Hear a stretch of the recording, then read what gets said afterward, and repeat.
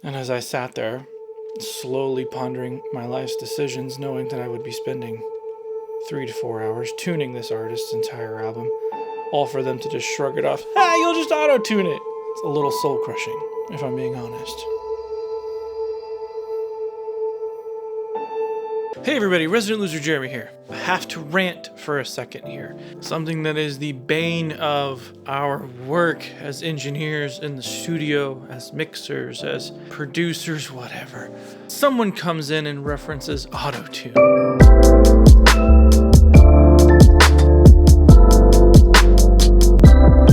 Tuning. Objectively a very important step in anything that could possibly hit radio as far as music across any number of genres. The main idea about tuning is you don't know it's tuned if it's done right?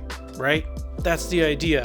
Autotune, something that's described by most people that doesn't even reflect what the original plugin's original intent was, is now used to describe a very difficult and very time-intensive process that honestly is like a work of art when you're doing it the right way. It's difficult. It takes a long time to learn. There's a whole lot you have to understand about the mechanics of the human voice in order to do it properly and to do it transparently, that to the point when something's being tuned, you don't know it's being tuned. But most of the time when you get a client, they don't want to be tuned, or they do want to be tuned. Oftentimes the discussion ends somewhere around, you'll just auto-tune it, or don't auto-tune it. I don't want to be auto-tuned. A lot of times, even though these things are on two separate sides of the conversation, I want it tuned, I don't want auto-tuned, I hate that idea, that's cheating. The discussion is kind of moot. The auto-tune that people talk about is an effect. It's something that has been used the wrong way and for an artistic purpose. Whether you like it or not isn't really the point. Me personally, I don't even own that plugin, but I know when people want that sound, I can get that sound. Not my personal bag, but it's not my business. If somebody hires me to do something and they want something a certain way, it's my job to do it. With that being said, tuning in general, when you're doing it right, you should not hear it. It took me a long time to learn it, honestly, but tuning itself cannot be a crutch. It cannot be treated as a crutch. When your goal is to put forth a believable performance, you have to start with a believable performance, and no amount of tuning is going to make something more believable or not. Oftentimes when people walk into the booth, I tell them their main focus is be passionate. You have to bring the performance. Nothing I can do can fix that. I can tune certain notes, I can retime some things, but I can't fix passion. So if you've ever heard a performance that you just thought was awesome, that came from the artist. Tuning is no way of cheating that. That said, just about everything that you hear in a commercial context is absolutely tuned.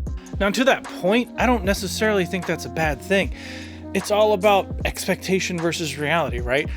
If you're tuning, that one thing cannot possibly be the cheat.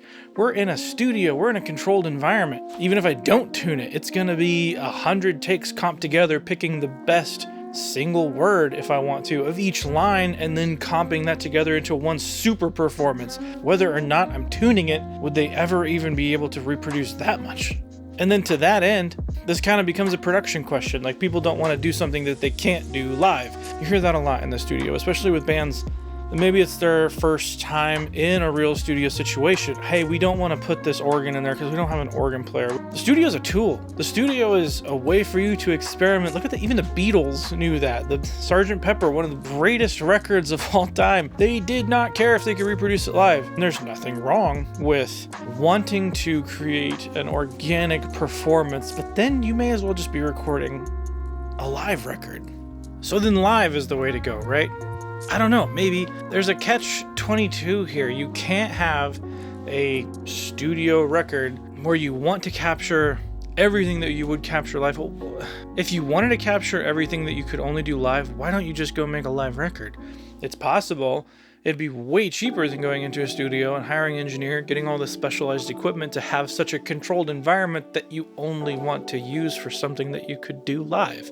Even to the point where you only want to use your amp, even though the studio has possibly some better choices for that. Or you only want to use your drum kit, even though objectively the studio's is in better repair and better tuning, has newer heads. If you want that live sound, take it off the board when you're doing a live show. Because see, just like anything else, the studio is a tool. The studio is one big instrument that you can use to do whatever you want. Tuning is not necessarily the issue here. It's like a whole ideological thing, and no one's right, no one's wrong. There's like a whole set of cultural expectations that we have to live up to as mixers, as producers, as bands. I'm not saying that's right or wrong. I'm not saying I enjoy trying to compete with everything that's on the radio. I'm not saying I dig tuning everything because that's what the market expects. I'm just saying it exists, and we're kind of running this thing into the ground unless we get at that point. So all things being equal, and making a good production, tuning is just part of a good production. Whether or not you decide to employ it is a decision on if that's going to be relevant to your good production or not. There's often times where I decide not to tune something because there's a vibe or emotion that needs to be evoked that way, or there's a time where a singer just can't approach something that is close to the tuning that they want to replicate, that then going and tuning that thing, it becomes more distracting than the original wrong note. In that case, tuning doesn't make sense. When you're doing tuning right, or you're doing any production right, you're not hearing it. It's a ghost. It's just getting out of the way so that the original emotional context of this whole thing can come forward, and you can then be in the headspace of whatever the artist intended you to be in, right? So if tuning is one of those tools that can get you there in order to be less distracting so that something sounds more correct, then use it.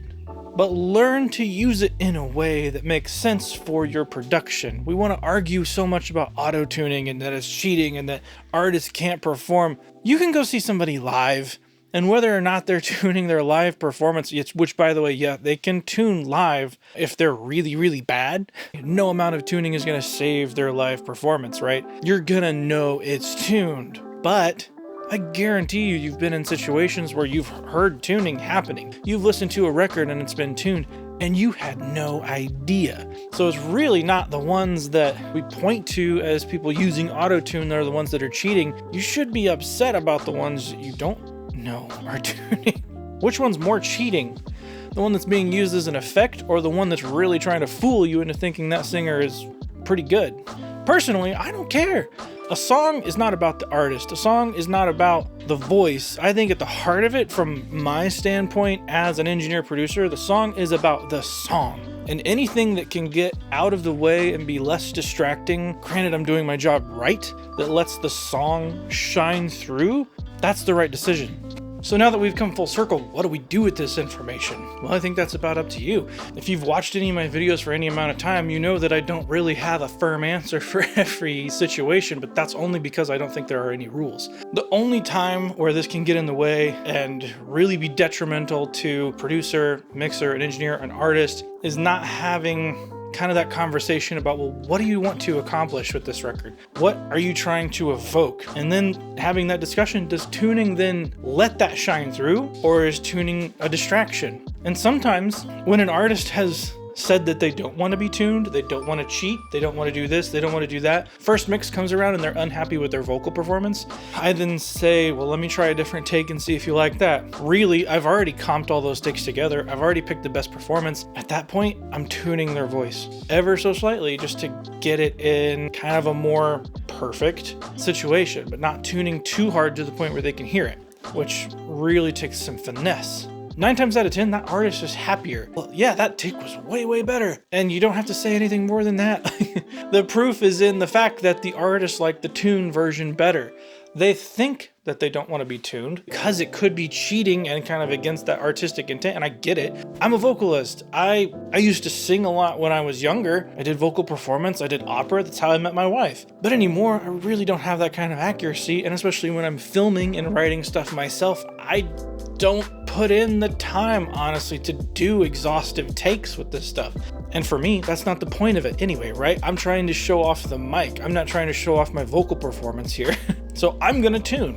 In those instances, it's less distracting than what I'm actually singing.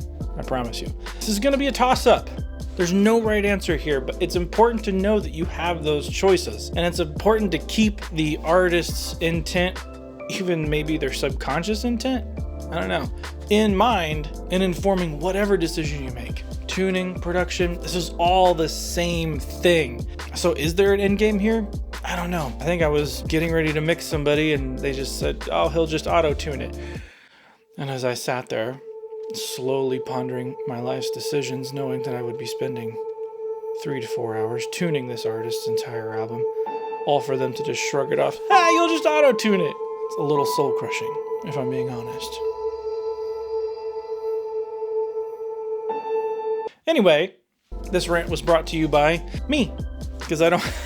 If you want to support the channel, go see my store. I've got some free impulse responses if you want to check that out. I sell drum samples. Check out the affiliate links in the description. That really helps the channel out. But man, if you really want to help me out, hit that subscribe button down there.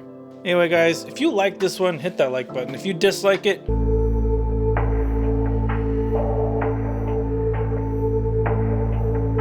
anyway, guys, I'm Resident Loser Jeremy. Go tune the heck out of something. I don't care. See ya.